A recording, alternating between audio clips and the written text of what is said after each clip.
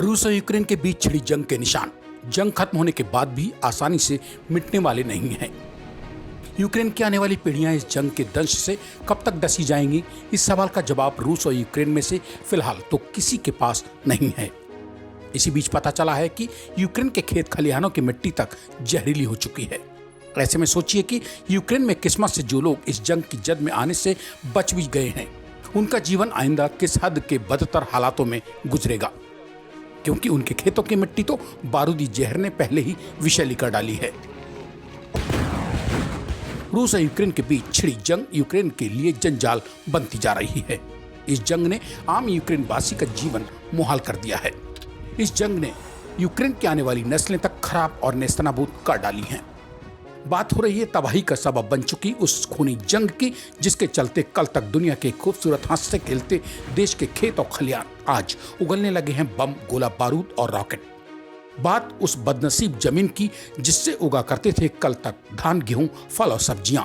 उसी जमीन की मिट्टी में आज मौजूद मिल रही है इंसान की दबी पड़ी खामोश मौत, जो अनजान इंसानों को दबे पांव अकाल मौत के पंजों में जकड़कर हमेशा हमेशा के लिए मौत की नींद सुलाने का बहाना या कारण बनने के लिए काफी है। रूस और यूक्रेन की तबाही के बाद सामने आ रहे उस डरावने मंजर की बात जिसने खत्म कर दी है यूक्रेन की आने वाली नस्लों के जिंदा रहने की उम्मीदें। सवाल ये नहीं है कि यूक्रेन में कितने लोग इस जंग में जिंदा बच गए हैं, सवाल ये अहम है कि जो लोग किस्मत से जिंदा बच गए हैं वे आइंदा आने वाले बेइंतहाई बुरे दौर में आखिर अपनी जिंदगी बसर कैसे करेंगे। क्योंकि यूक्रेन की आबोहवा की बात छोड़िए, रूसी फौज द्वारा आसमानी बारिश की मानिंद बरसाए गए भीमकाय गोला बारूद रॉकेट लॉन्चर्स ने तो यूक्रेन की जमीन तक जहरीली कर डाली है।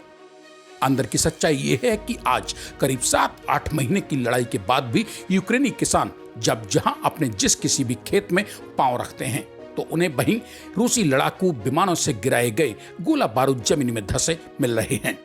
सैन्य रक्षा विशेषज्ञों के मुताबिक इनमें से कई भीमकाय गोले और रॉकेट लॉन्चर ऐसे भी हैं जो आसमान से गिराए जाने के बाद भी फटे नहीं थे। मतलब जिंदा होने के चलते वे भी आइंदा फट सकते हैं और खेतों में काम करने वाले अनजान बेकसूर यूक्रेनी किसान उसकी जद में आकर अपना कीमती जीवन इस जंग के तंदूर में सुहा कर सकते हैं।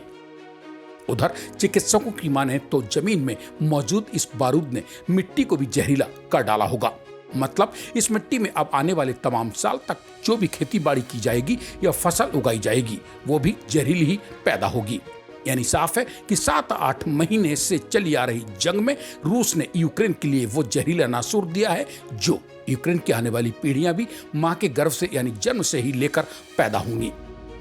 इन जहरीली मिट्टी वाले खेतों में उत्पन्न अन्न का इस्तेमाल जो भी करेगा वही तमाम गंभीर बीमारियों की चपेट में आएगा।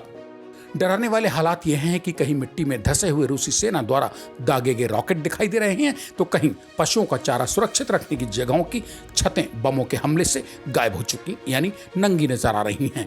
विशेषकर यूक्रेन के पूर्वी हिस्से के खेत खलिहानों की तो हालत ही खराब है। यहाँ इस जंग के चलते खेती बाड़ी का कामकाज पूरी तरह ठप हो चुका है।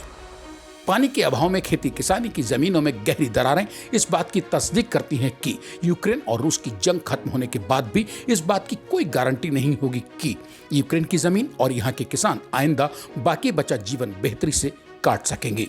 ये वही इलाके हैं जहाँ रूसी वायुसेना ने आसमानी बारिश की मानिंद कुछ महीने पहले ही मोर्टार, रॉकेट और क्लस्टर बम दागे थे। यूक्रेन के अधिकांश किसानों का दर्द यह है कि उन्होंने तो पीढ़ियों से खेतों में बीज फसल बोकर उसे काटना ही सीखा था।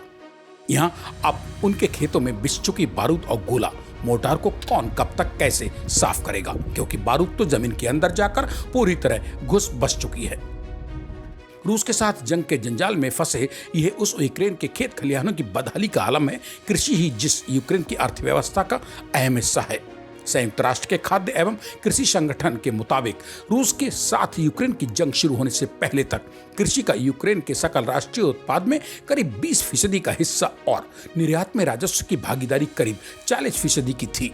इसलिए यूक्रेन यूरोपीय देशों के बीच अनाज का बड़ा अहम स्रोत माना जाता था, जो अब नहीं रहा है।